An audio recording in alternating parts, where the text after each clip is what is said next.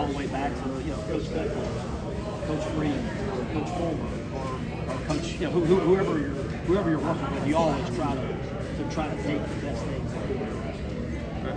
Well, flash forward to week one. Again, having been there and seen those guys, how that program runs, how much of a challenge is that, and do you use that as sort of a motivational tactic? Yeah, I mean, I think it's obviously a huge challenge. They're really, they're a great football team, and I think for us to play them on week one will tell us a lot about where we are at that point. I don't think it makes or breaks your season either way, but I think it tells you a lot about where you are, and then I think it also helps you stay motivated throughout the summer. It helps all those things. I think are really, really important. But I think it's good for college football. I think it's great for both fan bases close together, and I think it'll be a great football game week one and kind of kick the league off into the right way. You said something just a minute ago about Jack making a great season. In the past, the 14 playoff versus the 12-team playoff, right. Obviously, there's going to be a lot more emphasis.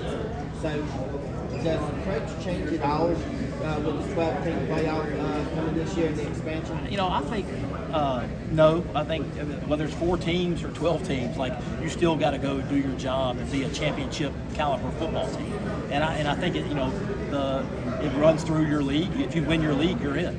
So I think that's where it starts. You got to go. You win your league, you're in. And I think that's been the kind of the mantra is you need to win your league wherever you are. SEC, ACC, doesn't matter. You win your league, you're in.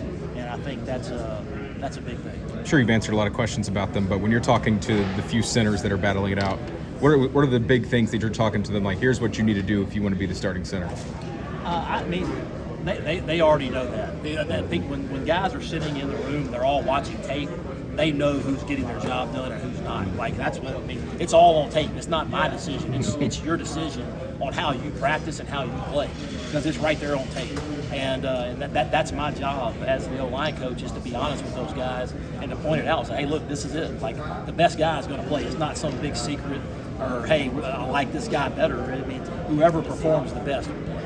You mentioned him a couple of times already, but what has David Cutcliffe meant to you in your career and you as a person?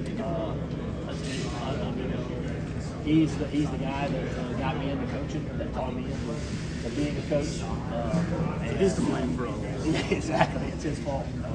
But he's a tremendous person. He's a tremendous mentor, and somebody I've always looked up to.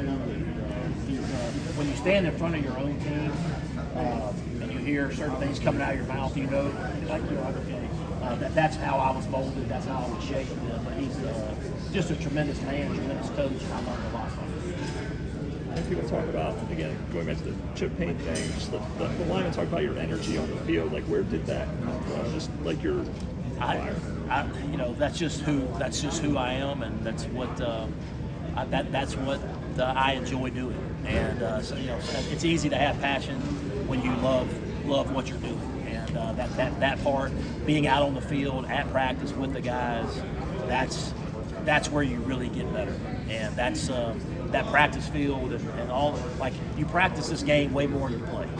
And to try to take advantage of each and every day out there with those guys and push those guys to be better, you want the games to be easier than practice.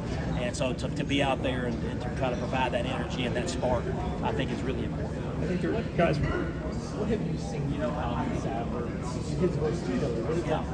Man, Colin, I recruited him a little bit out of high school, and but his athleticism, I said this earlier, he's probably the best athlete of all the guys up there, and just his ability to play on the edge, but also have the toughness and the size to also play inside. I think it just gives you a lot of flexibility, because offensive line football is a game that injuries are going to occur.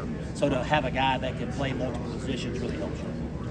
I think the guys were also talking about after the bowl game, you were actually crying, with your wife, you were very emotional after the game. Why was that such an emotional? Yeah, anytime you're out, and you come back, that was a big decision, and it was a family decision. But I'm an emotional person. You probably figured that out by now. That's my biggest strength, and maybe my biggest weakness sometimes. I'm an emotional person, and I wear my feelings on my sleeve, and that's who I am. So. But I also think that the players respond to that, and I think people like it when you're genuine and you are who you are. You don't try to hide things or be fake. You just are who you are, and that's what I've always tried to be. What have your takeaways been on Elijah Thurman so far? Athleticism. He's really done a good job of changing his body. He's probably gone from 295, 300 to maybe 310, 315-ish, like kind of fluctuating between there. So he's done a good job changing his body. So I like where he's headed. Just going back to the bowl game, like what was that like? That being your first game back, how back and forth that game was with the final drive?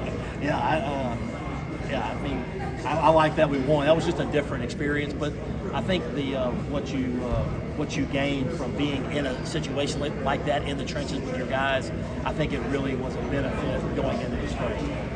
It wasn't always pretty. It didn't look the way you want it to look all the time, but I think the benefit of being out there with the guys really paid dividends going into the spring.